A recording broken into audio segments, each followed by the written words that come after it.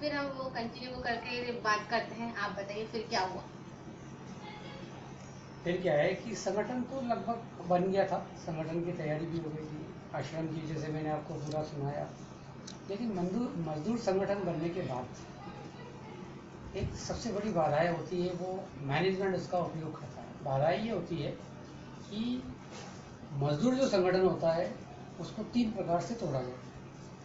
Number 1, मजदूर को लालच दे।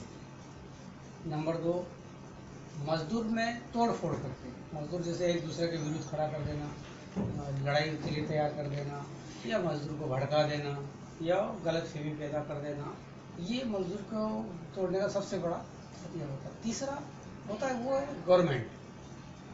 मजदूर संगठन जब भी टूटा है वो गवर्नमेंट की पॉलिसी से ही टूटा है, तो मजदूर संगठन नहीं टूटा है।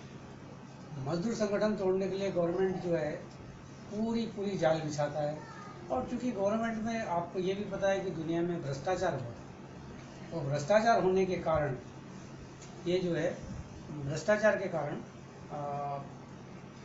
ये कड़ी जो है वो अलग नहीं होती है, क्योंकि मान लो अधिकारी नहीं तो कर्मचारी मिल जाएंगे अधिकारी। लेकिन इसमें बहुत ज़्यादा दूसरी चीज़, पुलिस प्रशासन के बारे में सभी लोग जानते हैं। इस तरह से संगठन बनने के बाद जो है मन में ये बड़ा एकता के साथ बाहर आए, एकता के साथ लोग लड़ने के लिए तैयार हुए। जब हमने नारा दिया इनकलाब जिंदाबाद, मैनेजमेंट की तानाशाही नहीं चलेगी, जब हमने नारा दिया तो पूरे लोगों के अंदर एक माहौल बना। 1000-1200 लोग थे, सब एकजुट हो, पूरा गार्डन भर गया, गेट जाम कर दिया, फैक्ट्री बंद पूरे बीच में। दूसरी बात, किसी को पता भी नहीं था कि नेता कौन। उस समय ये किसी को नहीं पता था कि यार नेता कौन है। बस मोहन सोलंकी है और उसने यूनियन बना दी है और सब चलो यूनियन। दूसरी चीज़ क्या है कि उसमें जितने लोग भरे थे, जितने भी लोगों को नौकरी दी गई थी, मतलब मेरा ये कहेंगे एक दुर्भाग्य भी था कि समझ किसी में नहीं थी। ऐसा था जैसे स्कूल में पढ़ने वाले बच्चे तो फिर भी समझदार है, ये तो पता नहीं उसको क्या कहेंगे, बंदर लंगूर टाइप का सिस्टम था। कुछ सोच समझ नहीं थी उनको 2 मिनट में चाहिए था सब कुछ। जैसे मान लो फिल्मों में देखते हैं ना, फिल्मों में बैठे साथ पिक्चर चालू हुई, हीरो आया, ये किया उसने किया, फिर संघर्ष किया, फिर लड़ाई हुई, नारे लगाए, फिर मैनेजमेंट के साथ ये हुआ वो हुआ, और वो हो गया 3 घंटा हो गया, पिक्चर खत्म हो गया। लेकिन जीवन में ऐसा नहीं होता है। जीवन में जो है संघर्ष करने के लिए एक लंबा समय होता है, एक लंबी प्रक्रिया होती है, उस प्रक्रिया के अंतर्गत होता है। लेकिन वहाँ के जो बंदे थे, बच्चे जो लोग काम करते थे, उनको वैसा लग रहा था फिल्मी स्टाइल में, आज हुआ, आज हड़ताल, कल फैसला हो जाए और परसों निपट जाए, ऐसा उनको लगा था। अब धीरे धीरे माहौल बना, माहौल बनने के बाद हड़तालें हो गई। हड़ताल हुई तो हड़ताल में सब लोग गेट के बाहर बैठ गए, नारे वारे लगाते थे, और लगभग पहली हड़ताल हमारी 48 दिन चली थी। 48 दिन तक कारखाना बंद था। मैनेजमेंट ने कुछ लोग बाहर से बुला के अंदर ही 2-4 मशीनें चालू कर लेते थे और बाहर हल्ला करते थे, अरे इंडस्ट्री तो चल रही है, आपकी ज़रूरत नहीं, इंडस्ट्री चल रही है, आपकी ज़रूरत नहीं, ऐसा वो करते थे। दूसरा क्या है कि जो संगठन का जो नुकसान हुआ है उसका एक मेन रीज़न ये भी था कि जितने भी वर्धमान ग्रुप है या पंजाब के ग्रुप है, वो लोग क्या करते हैं कि जहाँ कंपनी होती है उस कंपनी में ही पीछे कॉलोनी बनाते हैं, उसके अंदर मजदूर को रखते हैं। तो मजदूर को जो निकलने का गेट है वो, और कॉलोनी का गेट वो अंदर ही होता था। तो आंदोलन में भागीदारी करने के लिए जब लोग बाहर आते तो वो आने नहीं देते थे, गार्ड लगा देते थे, और बाहर जब वो नहीं निकलेंगे तो लोग शामिल नहीं हो पाएंगे।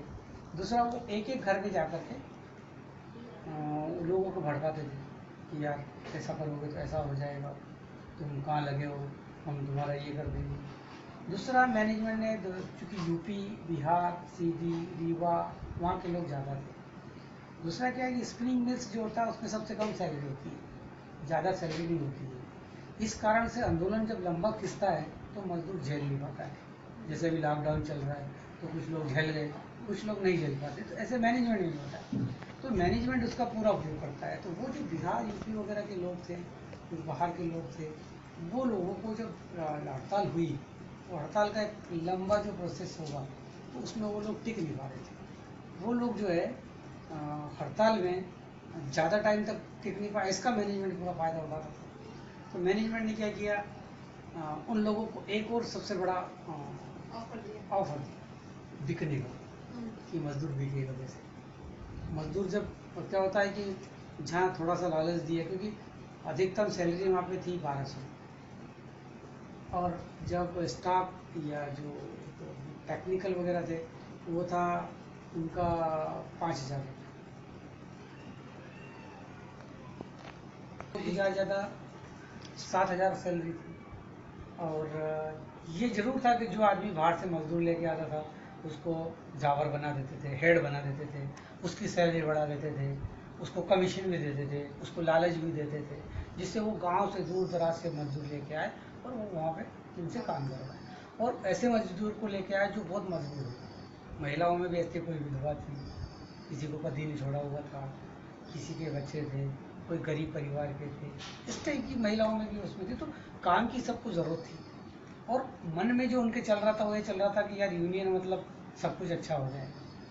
जब यूनियन का घोषणा पत्र मैंने उनको पढ़ाया तो उनको लगा रही अब तो सब लखपति हो जाएंगे। लेकिन ऐसा नहीं, मैं उनको समझाना चाहता था कि संगठन का मतलब ये नहीं होता कि 4 दिन में सब कुछ मिल जाएगा।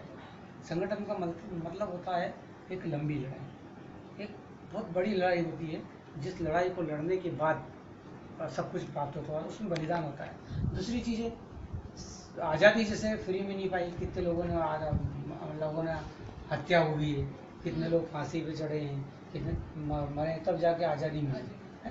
सेम संगठन भी होता है।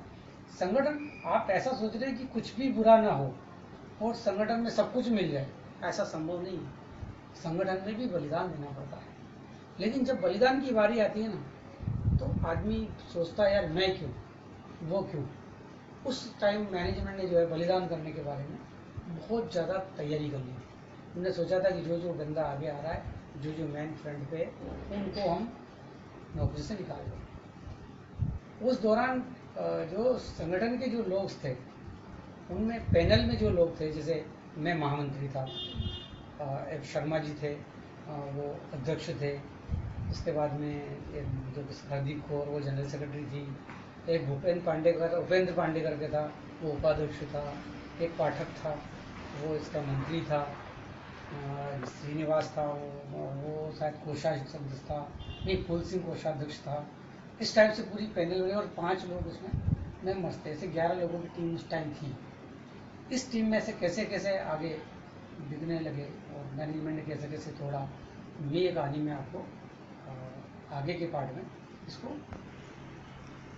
उससे पहले मैनेजमेंट ने जो दिखावा किया था शासन को दिखाने के लिए, वो तो ऐसा दिखावा था कि कोई व्यक्ति ये मान नहीं सकता था कि मास शोषण हो रहा होगा या मजदूर के साथ अत्याचार होगा या इतनी गंदी मैनेजमेंट है, ये सोच नहीं सकता।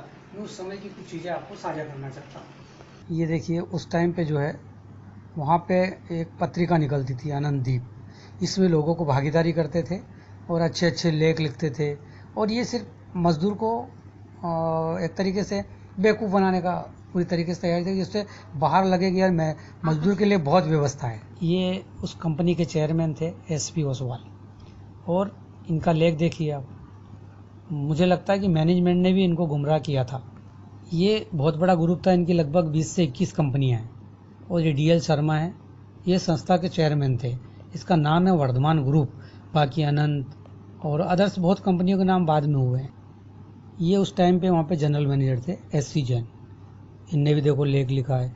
आपको पत्रिका पढ़ने के बाद लगता है कि मैनेजमेंट शोषण कर रही होगी, लेकिन ये पंजाब की मैनेजमेंट है, ये बहुत शोषण करती है। ये देखिए, इनका फाउंडेशन डे है 26 जनवरी। 26 जनवरी पे ऐसे बड़े बड़े कार्यक्रम होते थे। ये विकास केंद्र है सबसे नीचे, ये ऊपर इन्होंने बाहर एक मोनो बनाया है आनंद स्पिनिंग मिल्स का, इसके ऊपर इनके जो अधिकारी आते थे, वाइस प्रेसिडेंट वगैरह, वो लेक्चर देते थे। ये जो इस टाइप की जो पॉलिसी है, ये मैंने आपको पूरी साझा करी है। आगे मैं और भी चीज़ें साझा करूँगा, और संगठन को कैसे तोड़ा मैं अगली पॉलिसी में आपको दिखाऊंगा। नमस्ते, इसी कार्य को हम यहीं समाप्त करते हैं। हम कल फिर मिलते हैं, उसके लिए नमस्कार, और सब्सक्राइब लाइक करना भूलें।